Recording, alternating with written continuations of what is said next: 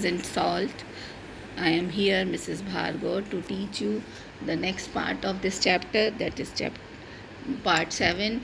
Now we have learned about the bases and the common bases and their common names that we have came to know by seeing in the previous video. Now how they are obtained and what are their uses, that we will learn in this video.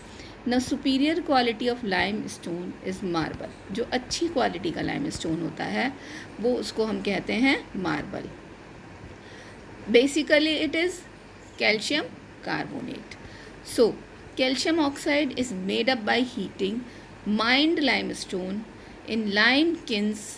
It means जो calcium oxide या quick lime बनता है वो इस lime stone को चूने को के पत्थर को लाइम किन्स यानी चूने की भट्टी में हीट करके बनाया जाता है. हीटिंग माइंड और हीट करके और फिर माइन करके बनाया जाता है.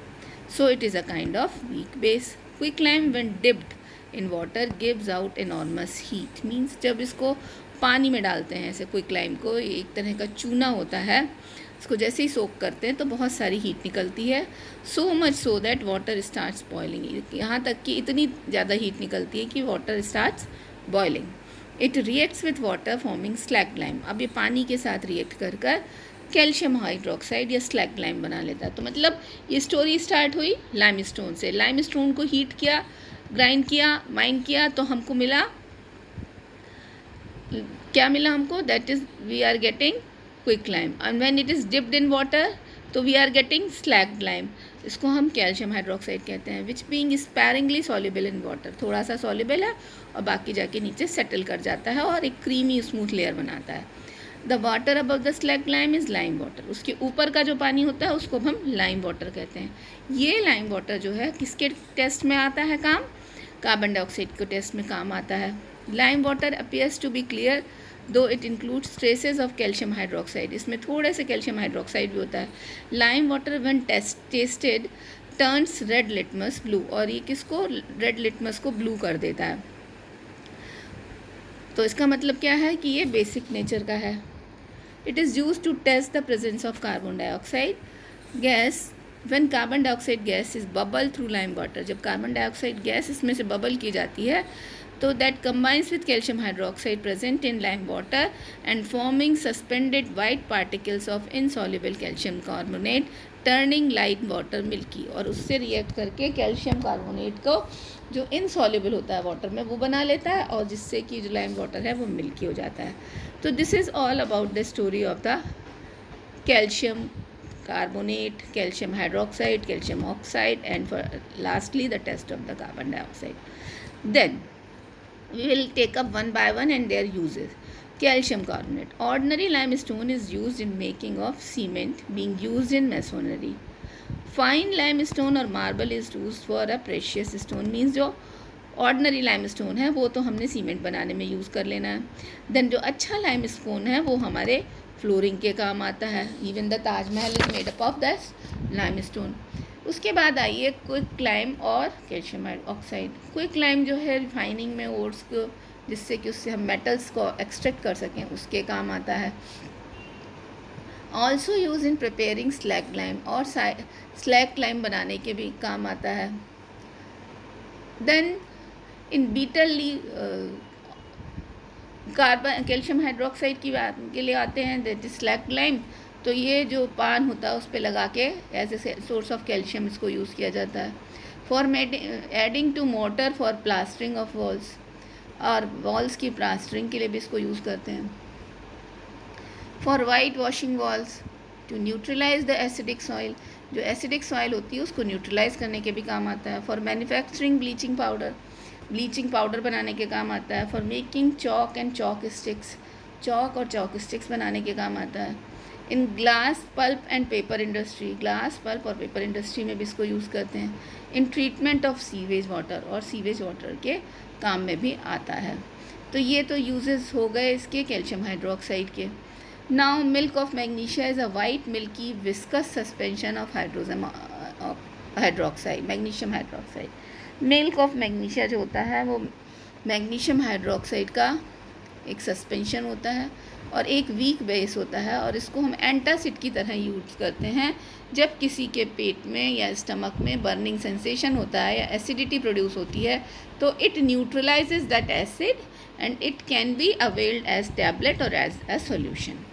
अब आपको समझ में आया what is antacid, what is milk of magnesia, दोनों एक ही चीज़, तो मिल्क ऑफ मैग्नीशिया और मैग्नीशियम हाइड्रोक्साइड एक ही चीज़ हैं, और इनको एंटासिड इसलिए कहा जाता है क्योंकि जब भी किसी के एसिडिटी होती है तो उसको न्यूट्रलाइज करने के लिए हम इसका यूज़ करते हैं, इसलिए हम इसको एंटासिड भी कहते हैं। इसके बाद आता है पोटेशियम हाइड्रोक्साइड, जो कि एक स्ट्रॉन्ग बेस है। Soft soap is made from potassium hydroxide. जो सॉफ्ट सोप्स होती हैं वो इससे बनाई जाती हैं। It is also use an electrolyte in batteries. It absorbs carbon dioxide gas from air and hence used to make carbon dioxide free space in an apparatus in laboratory experiment।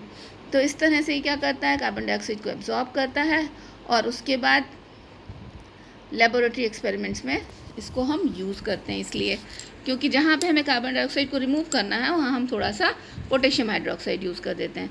तो इसके 3 uses हो गए, soft soap बनाना, electrolyte की तरह batteries में use होना, और तीसरा हो गया कि it removes the carbon dioxide from any solution, so we can use it as a removing agent in laboratory experiments। then sodium carbonate, इसको washing soda भी कहते हैं।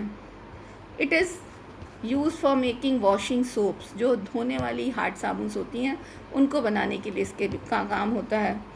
एज ए क्लीनिंग एजेंट और क्लोथ्स एंड पेपर पल्प वगैरह को भी साफ़ करने के लिए, मतलब वॉशिंग सोप्स इसी से बनती हैं, क्लीनिंग एजेंट्स इससे बनते हैं, fire extinguisher and sulphuric acid in combination with sulphuric acid, ये फायर एक्सटिंग्विशर में भरा जाता है कार्बन, जिससे कि उसमें से कार्बन डाइऑक्साइड निकले। जब सल्फ्यूरिक एसिड के साथ इसको भरा जाता है तो दोनों के रिएक्शन से कार्बन डाइऑक्साइड बनती है, इसलिए इसको फायर एक्सटिंग्विशर में भी भरते हैं। Then comes the sodium hydroxide और कास्टिक सोडा। ये ग्रीस और ऑयली सरफेस को क्लीन करने के लिए यूज़ होता है caustic soda. Bleaching in textile industry में ब्लीचिंग की तरह यूज़ होता है। Then manufacture of hard soap. Hard soap जो है इससे सोडियम हाइड्रोक्साइड से बनती हैं, और सॉफ्ट सोप किससे बनती हैं, KOH से। तो this is how we can distinguish. Manufacture of hard soap for washing purposes. Manufacture of many industrial chemicals, बहुत सारे केमिकल्स में भी सोडियम हाइड्रोक्साइड को बनाने में यूज़ किया जाता है। देन आता है ammonium hydroxide. It is use as house hold cleaners such as ink cleaner to manufacture fertilizers, फैक्टराइजर वगैरह बनाने के लिए इसको यूज़ करते हैं, क्योंकि इसमें एक इम्पॉर्टेंट कंपोनेंट होता है अमोनिया। अब आते हैं बेकिंग पाउडर पे। Baking powder is a mixture of dry baking soda, सूखा बेकिंग सोडा और टार्ट्रिक एसिड का मिक्सचर है। It is added to the dough for baking bread and cake. ये आटे में ऐड किया जाता है ब्रेड और केक बनाने के लिए।